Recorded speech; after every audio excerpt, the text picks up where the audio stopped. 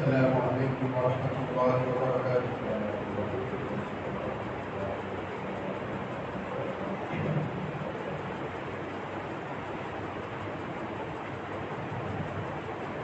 الحمد لله نحمده ونستعينه ونستغفره ونؤمن به ونتوكل عليه ونعوذ بالله من شرور أنفسنا ومن سيئات أعمالنا. من يهده الله فلا مضل له ومن يضلله فلا هادي له. ونشهد أن لا إله إلا الله وحده لا شريك له ونشهد أن سيدنا ونبينا ومولانا محمدا عبده ورسوله. أما بعد، أعوذ بالله من الشيطان الرجيم. بسم الله الرحمن الرحيم. وما أرسلناك إلا رحمة للعالمين. صدق الله العظيم.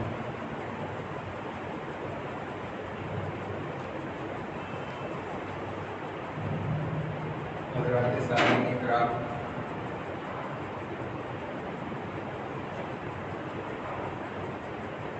گزشتہ جمعہ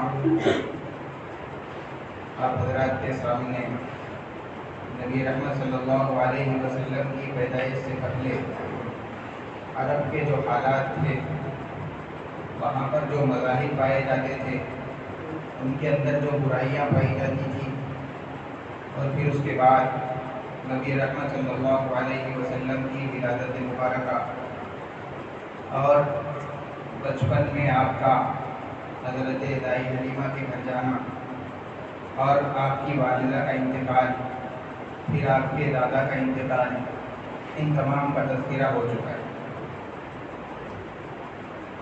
حضرت عبدالمطلب کو جو کہ آپ کے دادا تھے، 10 بیٹے تھے. ابو طالب اور حضرت عبداللہ، یہ دونوں سگے بھائی تھے. حضرت عبدالمطلب کے کئی بیویاں تھیں.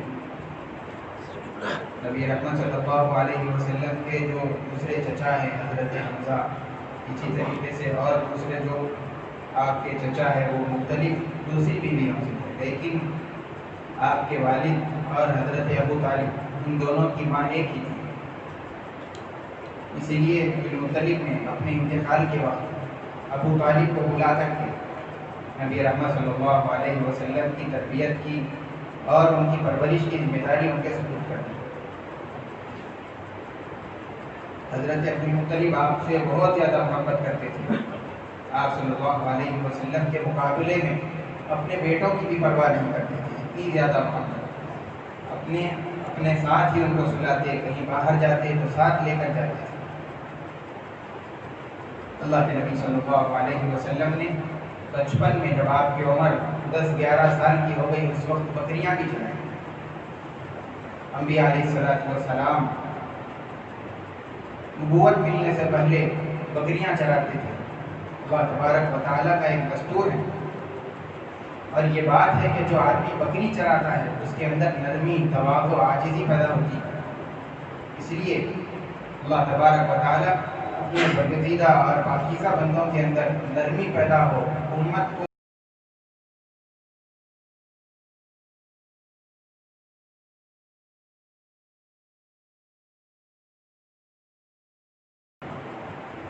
اس کے بعد جب صلاحیت پیدا ہو جائے تو پھر اللہ تعالیٰ ان کو نبوت سے سرفراز کرتے تھے.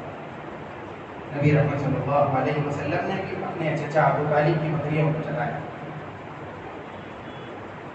نبی رحمت صلی اللہ علیہ وسلم ایک مرتبہ اپنے صحابہ کے ساتھ جنگل میں گئے. وہاں جانے کے بعد صحابہ بیریاں توڑ کر کھانے لگے.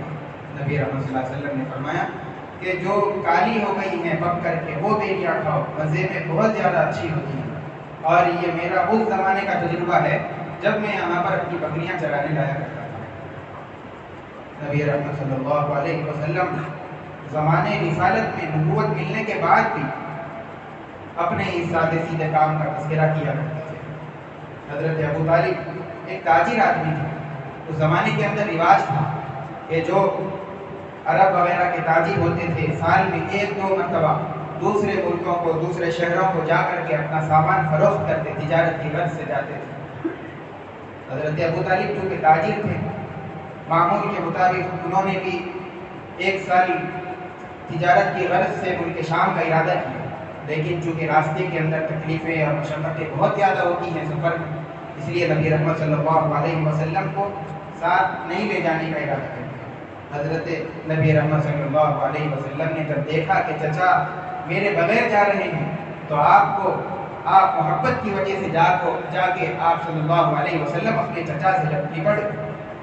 حضرت ابو طالب نے دیکھا کہ آپ صلی اللہ علیہ وسلم کو دل شکنی اور دل آزاری ہو رہی ہے، آپ نے یہ گوارا نہیں فرمایا، آپ نے نبی رحمت صلی اللہ علیہ وسلم کو سفر میں ساتھ لے کر کے جا رہے تھے۔ ایک مقام پر سفر میں مقام بصرہ میں قیام کیا، وہاں پر ایک راہب کی خانقاہ تھی، اس راہب کا نام بحیرہ تھا۔ اس نے جب نبی رحمت صلی اللہ علیہ وسلم کو دیکھا تو بڑی غور سے دیکھنے کے بعد لوگوں سے یہ کہا کہ یہ سید المرسلین ہے۔ لوگوں نے پوچھا کہ تم کو کیسے پتہ چلا کہ یہ سید المرسلین ہے؟ تو اس راہب نے بتلایا کہ آپ لوگ جب یہاں پر قیام کرنے کے لیے اترے تو میں نے دیکھا کہ یہاں پر جتنے درخت ہیں، جتنے پتھر ہیں، سب ان کو سجدہ کرنے کے لیے چھوڑ دیتے تھے۔ البتہ اس کے بعد اس نے آپ کے چچا کو یہ مشورہ دیا کہ میری رائے یہ ہے کہ آپ اس لڑکے کو مکہ واپس لے کر چلے جائیں، اس لیے کہ اگر آپ ان کو ملک شام لے جائیں گے اور اگر وہاں پر کوئی یہودی ان کو دیکھ لے گا تو وہ ان کو قتل کر دیں گے، مجھے یہ ڈر ہے۔ آپ کے چچا آپ صلی اللہ علیہ وسلم کو واپس لے کر مکہ واپس آئے۔ اسی طریقے سے زندگی چلتی رہی۔ ایک مرتبہ کعبۃ اللہ کی جو دیواریں اس زمانے کے اندر تھی انسان کے قد کے برابر، بہت زیادہ اونچا نہیں تھا، اور اس کا چھت بھی نہیں تھا، بالکل کھلا ہوا تھا، اور حرم شریف کی جو زمین تھی وہ بہت زیادہ نیچے تھی، اور شہر اونچائی حصے پر تھا۔ جب بارش ہوتی تو شہر کا سارا پانی حرم کے اندر جمع ہوتا، جس کی وجہ سے کعبۃ اللہ کو اور حرم کو بہت زیادہ نقصان ہوتا تھا۔ قریش نے اور دیگر قبائل نے یہ سوچا کہ اس عمارت کو چونکہ بہت زیادہ بوسیدہ ہو گئی ہے، خراب ہو گئی ہے بارش کی وجہ سے، اس کو بالکل اٹھا کر کے ایک مضبوط عمارت بنا دیں اور ایک مستحکم عمارت تعمیر کریں۔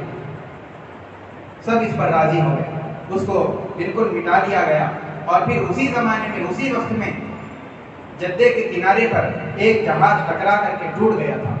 اس کا جو سامان تھا وہ فروخت ہو رہا تھا کنارے پر۔ قریش سے کچھ لوگ وہاں پر جا کر کے وہ سامان لائے تاکہ کعبۃ اللہ کی تعمیر کے اندر اس کو استعمال کیا جائے۔ لا کر کے تمام قبائل کعبۃ اللہ کی عمارت کی تعمیر میں لگ گئے۔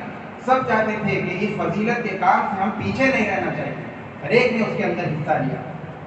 الغرض جب تعمیر شروع ہوئی تمام قبائل بڑے شوق کے ساتھ، بڑے جذبے کے ساتھ کعبۃ اللہ کی تعمیر کے اندر لگ گئے، اس لیے کہ سارے عرب کا مرکز اور سارے عرب کی نگاہیں وہ کعبۃ اللہ پر ہوتی تھیں، اور وہ اس کو عبادت کا مرکز بھی سمجھتے تھے۔ جب کعبۃ اللہ کی مکمل تعمیر ہو گئی اور جب موقع آیا حجر اسود کو اس کی جگہ پر رکھنے کا، اب سب قبائل یہ چاہتے تھے کہ یہ فضیلت اور یہ اہمیت کی چیز ہمارے قبیلے کو حاصل ہو۔ بات یہاں تک بڑی جھگڑا شروع ہو گیا، اور انہوں نے تلواریں تک نکال لی، ایک دوسرے کو مارنے مرنے کے لیے تیار ہو گئے، اپنی جان دینے کے لیے اس کام کے لیے تیار۔ اور اس زمانے کے اندر دستور تھا کہ اگر جان دینے کی کوئی قسم کھانا چاہتا تو ایک کٹورے کے اندر یا برتن کے اندر خون بھر کے اس کے اندر ہاتھوں کو ڈبایا کرتا تھا۔ کئی قبائل نے اس رسم کو انجام دیا، لیکن جب 4 دن ہو گئے کوئی حل نہیں نکلا۔ قریش کا ایک بہت ہی عمر رسیدہ بوڑھا تھا، ابو عمیر بن مغیرہ، اس نے ایک تجویز پیش کی اس جھگڑے کو ختم کرنے کے لیے۔ وہ یہ کہ کل کے دن سب سے پہلے حرم کے اندر جو آدمی داخل ہوگا ہم اس کو ثالثی بنا لیں گے، وہ جو فیصلہ کرے گا ہم اس پر راضی ہوں گے۔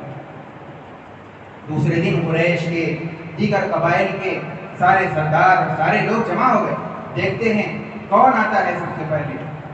تو سب سے پہلے حرم شریف کے اندر داخل ہونے والے ہستی نبی رحمت صلی اللہ علیہ وسلم۔ جب سب لوگوں نے دیکھا کہ آنے والی ہستی نبی رحمت صلی اللہ علیہ وسلم ہے تو سب نے کہا یہ آدمی صادق ہے، امین ہے، یہ آدمی ضرور ہم کو راضی کر کے رکھے گا۔ نبی رحمت صلی اللہ علیہ وسلم کو انہوں نے ثالثی بنایا۔ آپ صلی اللہ علیہ وسلم یہ بات پسند نہیں کرتے تھے کہ میں تنہا اس فضیلت کو لے لوں۔ آپ نے تمام قبائل کے لوگوں سے کہا کہ تم ہر قبیلے کے ایک آدمی کو سردار بنا۔ اس کے بعد ایک چادر منگوائی، اس کے اندر حجر اسود کو رکھا، اور جو سرداروں کو طے کیا گیا تھا ان سے کہا کہ چادر کے کونے کو پکڑ لو اور سب مل کر کے ایک ساتھ کے اٹھاؤ، اور لے کر کے جب خانہ کعبہ کے پاس پہنچنے کے بعد نبی رحمت صلی اللہ علیہ وسلم نے حجر اسود کو چادر میں سے لے کر کے کعبۃ اللہ کے اندر نصب کر دیا۔ اس حسن تدبیر سے نبی رحمت صلی اللہ علیہ وسلم کے اس فیصلے سے ایک بہت بڑی جنگ، ایک بہت بڑا جھگڑا بڑی آسانی کے ساتھ ختم ہو گیا۔ آپ صلی اللہ علیہ وسلم کی پیدائش سے ہزاروں سال پہلے سے قریش تجارت کے اندر تھے، وہ لوگ تاجر آدمی تھے۔ خود آپ کے چچا ابو طالب بھی تاجر آدمی تھے۔ آپ صلی اللہ علیہ وسلم جب سن شعور کو پہنچے، کسب معاش کی طرف جب آپ کا دھیان ہوا، تو آپ نے تجارت سے بہتر کسی بھی چیز کو نہیں پایا۔ آپ صلی اللہ علیہ وسلم نے تجارت کو اختیار کر لیا۔ تجارت کی غرض سے، چونکہ آپ پہلے کئی مرتبہ اپنے چچا کے ساتھ کئی ملکوں کا تجارت کی غرض سے سفر کر چکے تھے، اس لیے آپ کو اس سلسلے میں بہت زیادہ تجربہ بھی حاصل تھا۔ آپ صلی اللہ علیہ وسلم کے اندر وہ تمام صفات، وہ تمام خوبیاں پائی جاتی تھی جو ایک تاجر کے اندر ہونی چاہیے۔ صادق تھے، امین تھے، وعدہ کرتے تو پورا کرتے، اور سچ بول کر کے بیچتے تھے، کسی کو دھوکہ نہیں دیتے تھے۔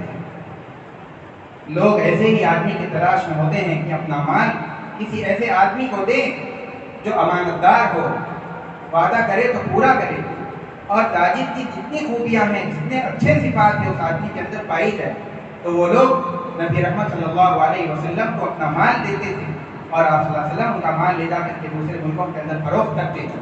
اس کے بعد جو فائدہ حاصل ہوتا اس میں سے وہ لوگ آپ صلی اللہ علیہ وسلم کو اس کا حصہ بھی دیتے تھے۔ آپ صلی اللہ علیہ وسلم اس کے اوپر راضی رہتے تھے۔ آپ صلی اللہ علیہ وسلم سے جن لوگوں نے تجارت کیا، جن لوگوں نے معاملہ کیا، وہ لوگ خود آپ کی گواہی دیتے ہیں۔ ایک صحابی فرماتے ہیں کہ نبی رحمت صلی اللہ علیہ وسلم کی بعثت سے، نبوت سے پہلے ایک مرتبہ میرا آپ سے معاملہ ہوا، کچھ معاملہ ہوا، کچھ باقی رہ گیا۔ میں نے کہا کہ میں پھر آؤں گا، میں چلا گیا، اس کے بعد میں بھول گیا کہ میں آپ صلی اللہ علیہ وسلم سے وعدہ کر کے آیا۔ 3 دن کے بعد مجھے یاد آیا کہ میں نے وعدہ کیا تھا۔ میں فوراً اس وعدے کی جگہ پر آیا تو دیکھتا ہوں کہ نبی رحمت صلی اللہ علیہ وسلم اسی جگہ پر کھڑے ہوئے، نہ غصے کے آثار ہیں، نہ کسی وجہ سے آپ کے چہرے پر کوئی اثر ظاہر ہوا ہے، نہ آپ کے پیشانی پر بل ہے، بلکہ آپ نے صرف اتنا فرمایا کہ تم نے مجھے زحمت دے دی، تمہارے انتظار میں 3 دن سے یہاں پر کھڑا ہوا۔ آپ صلی اللہ علیہ وسلم کے ساتھ جنہوں نے بھی معاملہ کیا، انہوں نے آپ کے صادق ہونے کی، آپ کے معاملے کے صاف ستھرے ہونے کی گواہی دی۔ ایک صحابی حضرت صاحب رضی اللہ تعالیٰ عنہ اسلام قبول کر کے نبی رحمت صلی اللہ علیہ وسلم کی خدمت میں حاضر ہوئے۔ صحابہ نے ان کی تعریف کی۔ آپ صلی اللہ علیہ وسلم نے فرمایا کہ میں صاحب کو تم لوگوں سے زیادہ جانتا ہوں۔ حضرت صاحب کہنے لگے کہ نبی رحمت صلی اللہ علیہ وسلم، آپ پر میرے ماں باپ قربان ہوں، آپ نے میرے ساتھ تجارت کا معاملہ کیا، شراکت داری کی، لیکن ہمیشہ اپنے معاملے کو صاف رکھا۔ اسی طریقے سے قیس بن سعید مخزومی رضی اللہ تعالیٰ عنہ، وہ بھی آپ صلی اللہ علیہ وسلم کی حسن معاملہ کی انہی الفاظ کے ذریعے سے تعریف کرتے ہیں۔ الغرض، آپ صلی اللہ علیہ وسلم نے تجارت کی غرض سے ملک شام، بصرہ، یمن، کئی ملکوں کے سفر کیے۔ آپ صلی اللہ علیہ وسلم کی یہ خوبیاں، یہ اوصاف سارے معاشرے کے اندر ان کو عام شہرت حاصل ہو گئی تھی، ہر کوئی جانتا تھا۔ آپ صلی اللہ علیہ وسلم کی انہی خوبیوں کی وجہ سے لوگ آپ کو نام سے پکارنے کے بجائے امین، صادق کہہ کر کے پکارا کرتے تھے۔ حضرت خدیجہ رضی اللہ تعالیٰ عنہ مکہ مکرمہ کی ایک شریف النفس خاتون تھی، ان کا سلسلہ نسب 5ویں پشت پر جا کر کے نبی رحمت صلی اللہ علیہ وسلم کی پشت سے مل جاتا ہے۔ وہ بھی قریشی عورت تھی، اور ایک اعتبار سے نبی رحمت صلی اللہ علیہ وسلم کی چچادار بہن تھی۔ وہ بہت زیادہ مالدار عورت تھی۔ اس سے پہلے ان کے 2 نکاح ہو چکے تھے، لیکن اس وقت میں وہ بیوہ تھی۔ نبی رحمت صلی اللہ علیہ وسلم کی ان خوبیوں کو جب انہوں نے سنا تو انہوں نے چاہا کہ اپنا مال بھی دے کر کے نبی رحمت صلی اللہ علیہ وسلم کو تجارت کی غرض سے دوسرے ملک کو بھیجیں، اور یہ پیشکش کی کہ عام لوگوں کو میں جتنا دیتی ہوں فائدے کے اندر سے حصہ آپ کو اس سے زیادہ دوں. نبی رحمت صلی اللہ علیہ وسلم نے اس پیشکش کو قبول فرما لیا. آپ ان کا مال لے کر کے ان کے شام گئے اور ان کے ساتھ حضرت خدیجہ رضی اللہ تعالیٰ عنہ کا ایک غلام بھی تھا. ان کا نام میسرہ تھا. انہوں نے راستے کے اندر آپ صلی اللہ علیہ وسلم کے کئی معجزات دیکھے. جب دھوپ کا وقت ہوتا، سخت گرمی ہوتی، نبی رحمت صلی اللہ علیہ وسلم پر 2 فرشتے سایہ کیے ہوئے ہوتے تھے اور آپ اس گرمی کے اندر اپنے سفر کو طے کر رہے تھے. اسی طریقے سے اس سفر کے اندر ایک راہب سے بھی ملاقات ہوئی. اس نے بھی اسی طرح کے الفاظ کہے تھے جیسے کہ پہلے راہب نے بتلائے تھے کہ یہ آدمی آگے چل کر کے رسول ہونے والے ہیں، نبی ہونے والے ہیں. اس تجارت کے اندر بھی بہت فائدہ حاصل ہوا. وہاں سے سامان لے کر، نیا سامان اس ملک سے خریدا، آ کر کے مکہ مکرمہ کے اندر وہاں کے سامان کو بیچا، اس میں بھی بہت فائدہ حاصل ہوا. حضرت خدیجہ رضی اللہ تعالیٰ عنہ کو جب کہ ساری واقعے کی ساری کیفیت معلوم ہوئی اور غلام کے ذریعے سے جو معجزات سفر میں پیش آئے تھے اس کی خبر ملی، حضرت خدیجہ رضی اللہ تعالیٰ عنہ کا آپ صلی اللہ علیہ وسلم کی جانب اعلان ہوا. اور اس تجارت کے واقعے کے 3 مہینے کے بعد حضرت خدیجہ رضی اللہ تعالیٰ عنہ نے نکاح کا پیغام نبی رحمت صلی اللہ علیہ وسلم کے پاس بھیجا. آپ صلی اللہ علیہ وسلم نے اپنے چچا سے مشورہ کیا اور پھر اس کے بعد آپ صلی اللہ علیہ وسلم اپنے چچا کو لے کر کے اور دوسرے قبائل کے جو رشتے دار تھے ان تمام کو لے کر کے حضرت خدیجہ رضی اللہ تعالیٰ عنہ کے مکان پر پہنچے. وہاں پہنچنے کے بعد آپ صلی اللہ علیہ وسلم کا اور حضرت خدیجہ رضی اللہ تعالیٰ عنہ دونوں کا نکاح آپ کے چچا ابو طالب نے پڑھایا. اس طریقے سے آپ صلی اللہ علیہ وسلم اور حضرت خدیجہ رضی اللہ تعالیٰ عنہ کا نکاح ہوا. آپ کی نکاح کے بعد آپ بالکل یکسوئی کی جانب، تنہا رہنے کی جانب، اللہ کی عبادت کی جانب آپ کی طبیعت بالکل مائل ہوئی. آپ زیادہ وقت اللہ کی یاد میں گزارنے لگے. آپ کا معمول تھا کہ پانی ستو لے کر کے آبادی سے، شہر سے دور کسی غار میں اور ایسی جگہ جہاں کوئی آتا جاتا نہ ہو وہاں پر جا کر کے اللہ کی عبادت میں مصروف ہوتے تھے. آپ کی عبادت کے اندر اللہ کی حمد و تعریف، اسی طریقے سے اللہ تبارک و تعالیٰ کی جو مخلوقات ہیں اس کے اندر غور و فکر کرنا، اللہ کو پہچاننا، یہ چیزیں شامل تھیں. اور جب تک وہ پانی، وہ ستو ختم نہ ہو جاتا آپ صلی اللہ علیہ وسلم آبادی کو، گھر کو نہیں آتے تھے. اس طریقے سے آپ کی عبادت چلتی رہی. جو نبوت کا زمانہ، بعثت کا زمانہ قریب آنے لگا، آپ صلی اللہ علیہ وسلم کو بعض چیزیں نظر آنے لگی.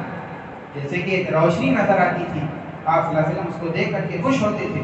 اس کے اندر نہ آواز ہوتی تھی اور نہ کسی قسم کی کوئی صورت ہوتی تھی.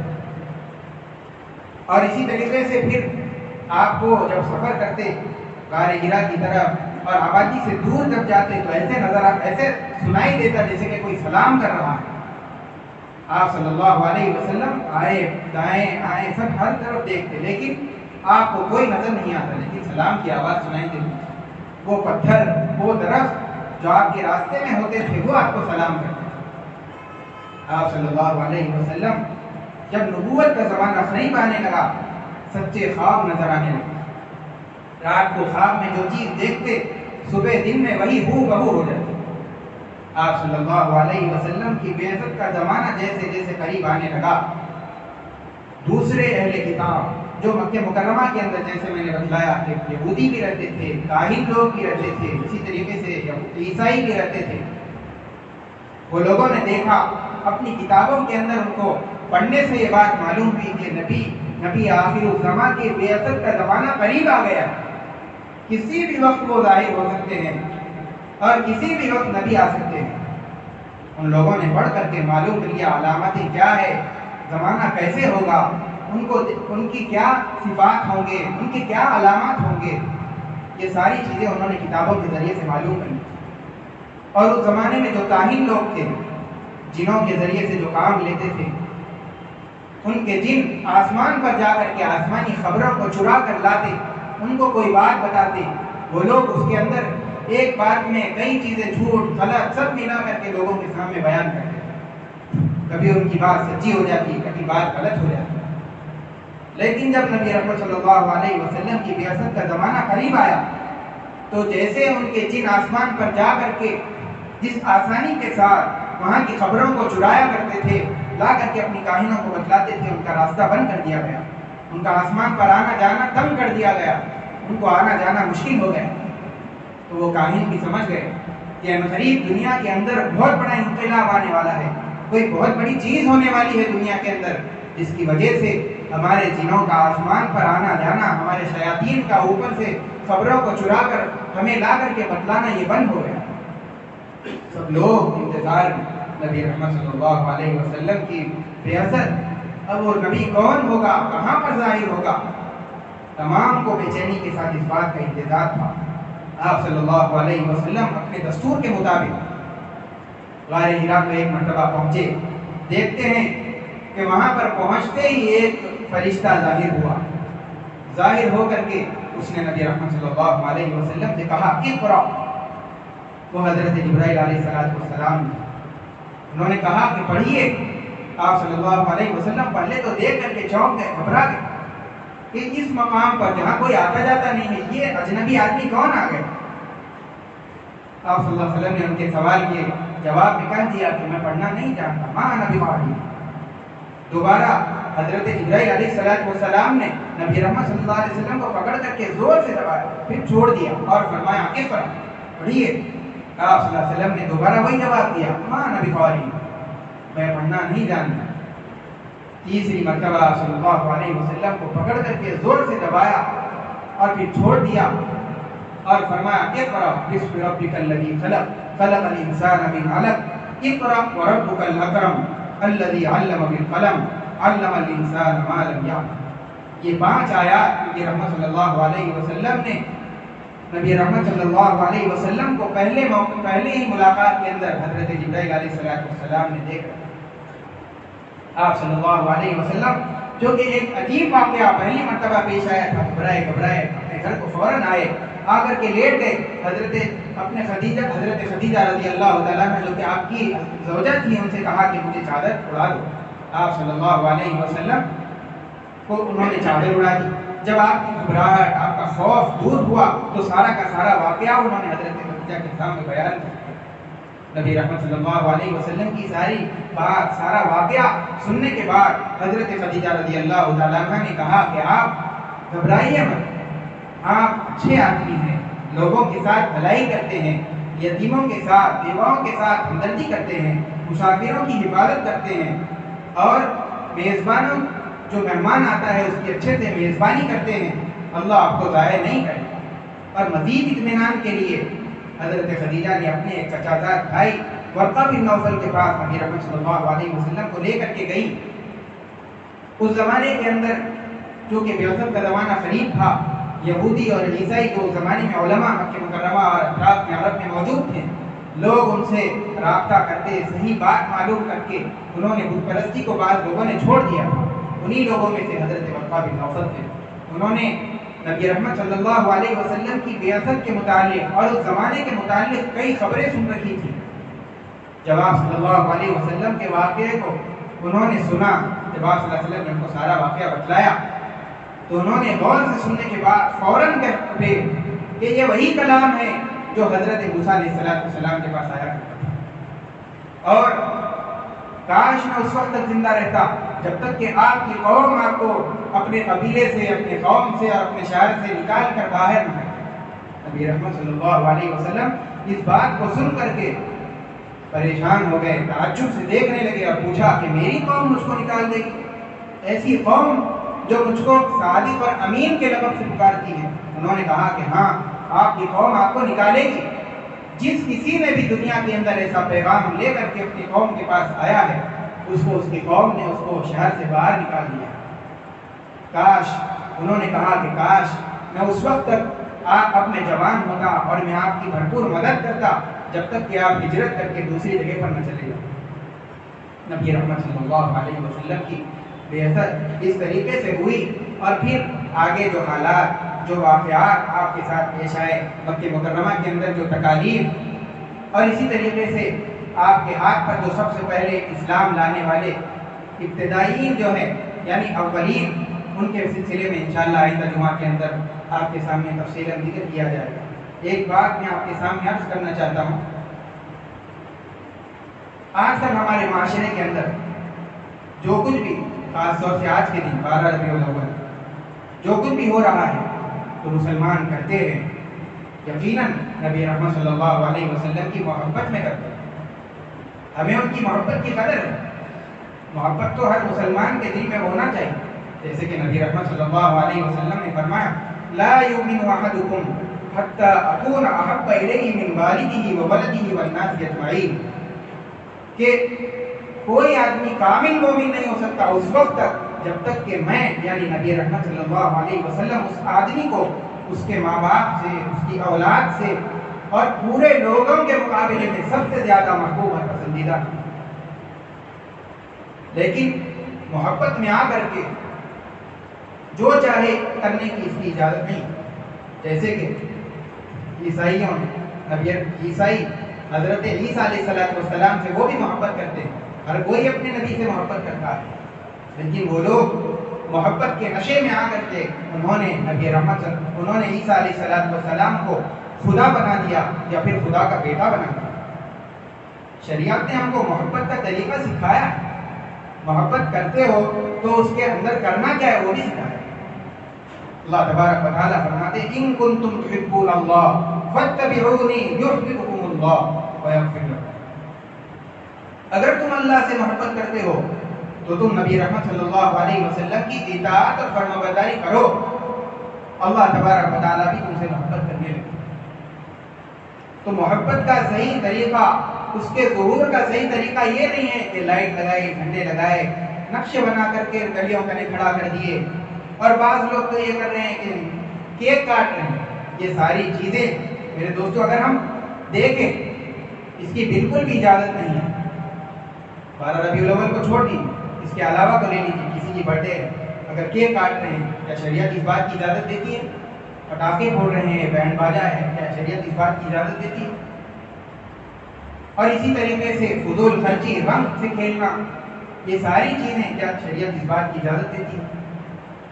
نبی رحمت صلی اللہ علیہ وسلم نے جس چیز سے منع کیا، آپ نبی رحمت صلی اللہ علیہ وسلم کے عاشق ہیں، نبی رحمت صلی اللہ علیہ وسلم معشوق ہے، کیا کوئی عاشق اس بات یہ کوئی ایسا کام کر سکتا ہے جس سے معشوق نے منع کر دیا؟ جن کاموں سے معشوق نے منع کر دیا ہے ہم عاشق ہو کر کے بھی ان کاموں کو کر رہے ہیں، تو پھر ہم کیسے عاشق ہیں؟ نبی رحمت اصل عشق اور اصل محبت تو یہ ہے کہ جس کام کے نبی رحمت صلی اللہ علیہ وسلم نے کرنے کے لیے کہا ہے ان کاموں کو کرے، جن کاموں سے رکنے کے لیے کہا ہے ان کاموں سے رک جائے۔ آج کا دن یقیناً بہت خوشی کا دن ہے، لیکن خوشی میں جو چاہے کرنا، خوشی کے اندر ہم جو چاہیں اپنی مرضی سے کرنے لگ جائیں اور اسی کو نبی رحمت صلی اللہ علیہ وسلم کی محبت سمجھے، یہ بالکل مناسب نہیں ہے میرے دوست۔ ہمارے اندر، ہمارے معاشرے کے اندر اپنے بھائیوں کو سمجھائیں، خود بھی سمجھیں، اپنے علماء سے پوچھیں کہ کیا چیز صحیح ہے، کیا چیز غلط ہے، پوچھ کر کے جیسا آپ زندگی گزاریں گے آپ اللہ کو بھی راضی کریں گے، نبی رحمت صلی اللہ علیہ وسلم بھی آپ سے راضی ہوں گے۔